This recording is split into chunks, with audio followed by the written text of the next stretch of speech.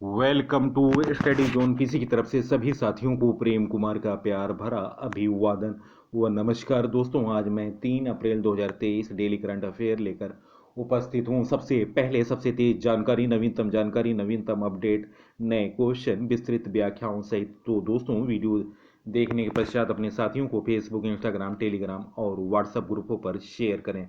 First question, नौसेना संचालन महानिदेशक DGNO के रूप में पदभार ग्रहण किसने किया? गया जी, इस प्रश्न का सही उत्तर option A Atul Anand.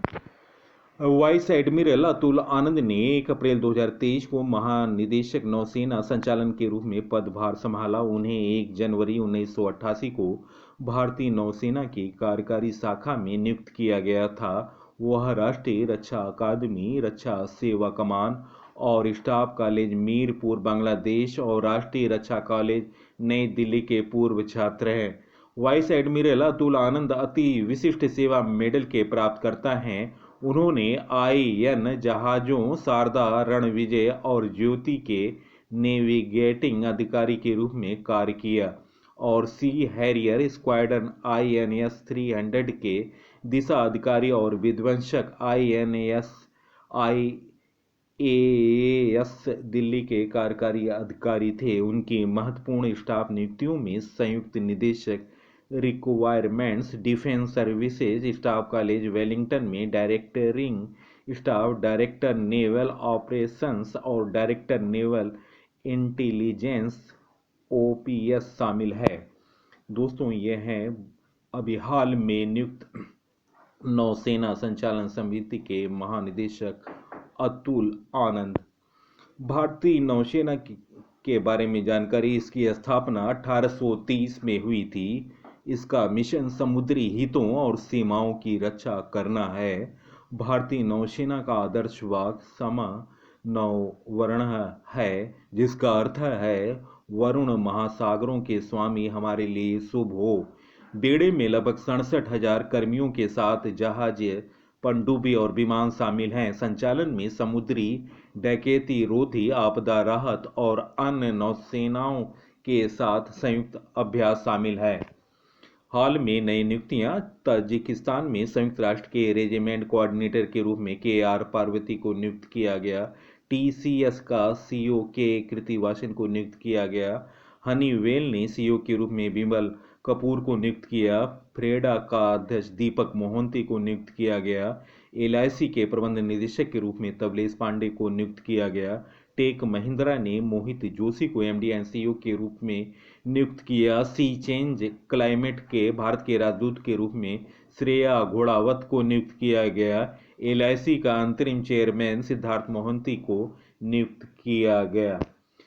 Axis securities का नया MD एंड CEO प्रवण हिदासन को नियुक्त किया गया। टाटा पावर ने किड्स प्रकाश को MD एंड CEO के रूप में नियुक्त किया। एसोचैम के नए अध्यक्ष अजय सिंह बने। हीरो मोटोकॉर्प के CEO निरंजन गुप्ता बने।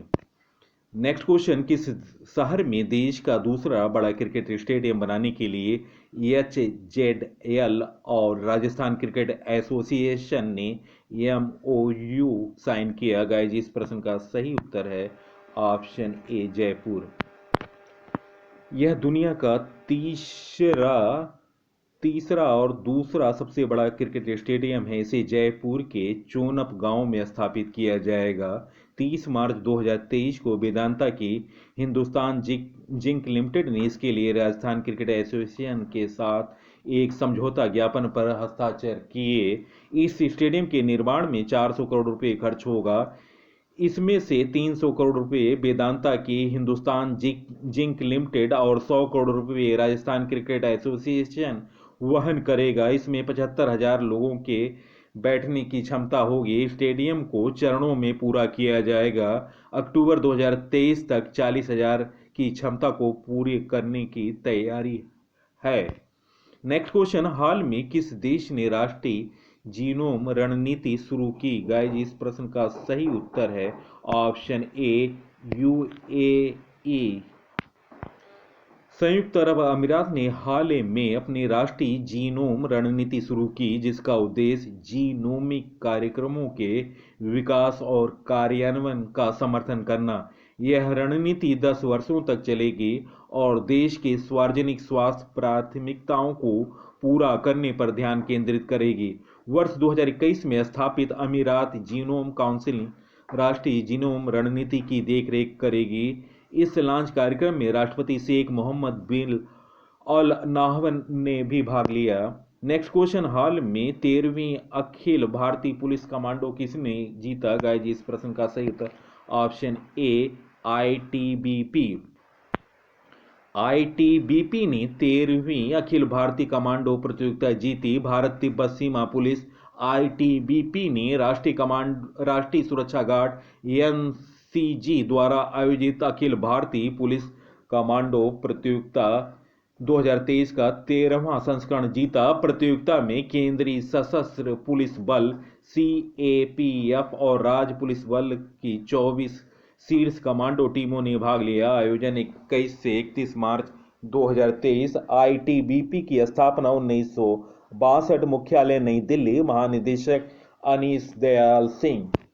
नेक्स्ट क्वेश्चन, फिनलैंड नाटो का सदस्य बनने वाला कौन सावां देश बना? गाइस इस प्रश्न का सही उत्तर ऑप्शन ए 31वां। फिनलैंड नाटो का 31वां सदस्य बना। नाटो के नियम के अनुसार किसी भी नए देश को संगठन में शामिल होने के लिए सभी सदस्यों की सहमति जरूरी है। फिनलैंड लंबे समय तक नाटो में शामिल होना चाहता था, लेकिन अभी तक तुर्की इसके खिलाफ वोट कर दिया करता था। हाल में तुर्की ने फिनलैंड को नाटो के सदस्य के रूप में सहमति में वोट किया। नाटो का अर्थ है नॉर्थ एटलांटिक टेरिटरी ऑर्गेनाइजेशन। स्थापना 1949 में हुआ था। नाटो का मुख्यालय है ब्रुसेल्स, बेल्जियम। अध्यक्ष हैं gents Stoltenberg. Next question, WHO ने किस देश को मलेरिया मुक्त प्रमाणित किया? गाइस इस प्रश्न का सही उत्तर ऑप्शन डी ताजिकिस्तान और अजरबैजान। ऑप्शन डी इस प्रश्न का सही उत्तर है। विश्व स्वास्थ्य संगठन डब्ल्यूएचओ ने अजरबैजान और ताजिकिस्तान को उनके क्षेत्रों से मलेरिया को प्रमाणित किया है। डब्ल्यूएचओ के निदेशक ने कहा कि अजरबैजान और ताजिकिस्तान के लोगों और सरकारों ने मलेरिया को खत्म करने के लिए लंबी और कड़ी मेहनत की है। मलेरिया उन्मूलन का प्रमाणन विश्व स्वास्थ्य संगठन द्वारा मलेरिया मुक्ति स्थिति की आधिकारिक मान्यता है। प्रमाणीकरण उस देश को दिया जाता है जब एनोफेलिज मच्छरों संचरण की श्रृंखला पूरे देश में लगातार कम से कम 3 वर्षों तक बाधित रही हो। डब्ल्यूएचओ द्वारा अब तक कुल 41 देशों और एक क्षेत्र को मलेरिया मुक्त घोषित किया, जिसमें यूरोपीय क्षेत्र के 21 देश शामिल हैं। भारत का 2027 तक मलेरिया मुक्त देश और 2030 तक उन्मूलन का सपना है। नेक्स्ट क्वेश्चन, आवास एवं शहरी मंत्रालय द्वारा आयोजित स्वच्छोत्सव 2023 में भारत के कितने शहरों को अक्टूबर 2024 तक 3 स्टार कचरा मुक्त बनाने का लक्ष्य रखा गया? गाइस इस प्रश्न का सही उत्तर ऑप्शन ए 1000। आवास एवं शहरी मंत्रालय द्वारा आयोजित स्वच्छोत्सव में भारत के 1000 शहरों को अक्टूबर 2024 तक स्टार कचरा मुक्त बनाने का लक्ष्य रखा गया। इंटरनेशनल जीरो वेस्टेज डे 2023 के दौरान नई दिल्ली में आवास और शहरी बुनियादी सुविधाओं के मंत्री हरदीप सिंह पुरी ने इसकी घोषणा की। दोस्तों, garbage free star rating protocol जो जनवरी 2018 में शुरू किया गया था और जनपदों के बीच एक प्रतिस्पर्धात्मक और मिशन ड्रीवेन दृष्टिकोण को बढ़ावा देने के लिए था। नेक्स्ट क्वेश्चन, अप्रैल फूल डे कब मनाया जाता है? गाइस इस प्रश्न का सही उत्तर ऑप्शन ए 1 अप्रैल। इस दिन लोगों अपने दोस्तों, करीबियों या फिर परिवार के सदस्यों को बेवकूफ बनाकर सेलिब्रेट करते हैं। पहले यह दिन फ्रांस और कुछ अन्य यूरोपीय देशों में मनाया जाता था, लेकिन धीरे धीरे दुनिया भर के देशों में अप्रैल फूल डे मनाया जाने लगा। नेक्स्ट क्वेश्चन, एनपीसीआई द्वारा विक्रेताओं पर यूपीआई पेमेंट पर कितने प्रतिशत का चार्ज लगाया गया? गाइस इस प्रश्न का सही उत्तर ऑप्शन ऑप्शन बी इस प्रश्न का सही उत्तर है। दोस्तों ऑप्शन करेक्शन कीजिए, ऑप्शन सी एनपीसीआई द्वारा विक्रेताओं पर यूपीआई पेमेंट पर 1.1% का चार्ज लगाया गया है। एनपीसीआई ने ऑनलाइन विक्रेताओं में उपयोग किए जाने वाले प्रीपेड यूपीआई भुगतान उपकरणों के लिए 1.1% तक के इंटरचेंज शुल्क को लागू किया। इस चार्ज को 2,000 रुपये से अधिक यूपीआई पेमेंट के लिए ऑनलाइन विक्रेताओं, बड़े विक्रेताओं और छोटे ऑफलाइन विक्रेताओं के लिए लगाया जाएगा। इंटरचेंज फीस लगाने का उद्देश्य भुगतान सेवा प्रदाताओं द्वारा लेन देन को संभालने, सत्यापन करने और मंजूरी देने में उनके खर्चों को पूरा होना है। एनपीसीआई का full form National Payment Corporation of India, UPI का full form Unified Payment Interface. Next question, T20 cricket में सबसे ज्यादा विकेट लेने वाले गेंदबाज कौन बने? गाइज इस प्रश्न का सही उत्तर है option B Shakib Al Hasan. T20 cricket में सबसे ज्यादा विकेट लेने वाले गेंदबाज साकिब अल हसन बने। T20I क्रिकेट में सर्वाधिक विकेट लेने वाले खिलाड़ी बनकर टीम सोथी को पछाड़ दिया। साकिब ने T20 इंटरनेशनल में 136 विकेट ले लिए हैं। नेक्स्ट क्वेश्चन, हाल में उत्कल दिवस कब मनाया गया? गाइज इस प्रश्न का सही उत्तर ऑप्शन बी 1 अप्रैल। ओडिशा दिवस या उत्कल दिवस 2023 1 अप्रैल को मनाया जाता है। भारत के ओडिशा राज्य के 1 अप्रैल 1936 को गठन दिवस के रूप में मनाया जाता है। इसी दिन 1936 में उड़ीसा बंगाल और बिहार से अलग हुआ था। इस साल 1 अप्रैल को उड़ीसा अपना 88वां स्थापना दिवस मना रहा है। दोस्तों वीडियो कैसा लगा अपने विचार कमेंट सेक्शन में अवश्य लिखें। सबसे पहले सबसे बेहतर जानकारी देने का मेरा प्रयास कैसे लगा और अपने विचारों को कमेंट सेक्शन में अवश्य लिखें। और मेरा प्रयास भी है बेहतर से बेहतर जानकारी देना, विस्तृत जानकारी देना, महत्वपूर्ण व्याख्याओं सहित आपको इस वीडियो में देखने को मिला। आप इस वीडियो को अपने साथियों को फेसबुक, इंस्टाग्राम, टेलीग्राम और व्हाट्सएप ग्रुपों पर शेयर करें और मेरे टॉपिक वाइज वीडियो प्लेलिस्ट पर जाकर देखें।